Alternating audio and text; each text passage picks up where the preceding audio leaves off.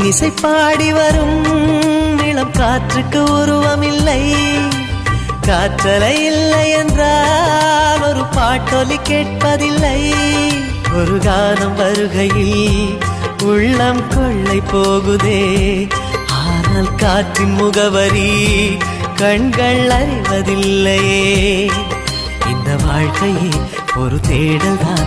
அதை தேடி தேடி தேடும் மனது தொலைகிறதே.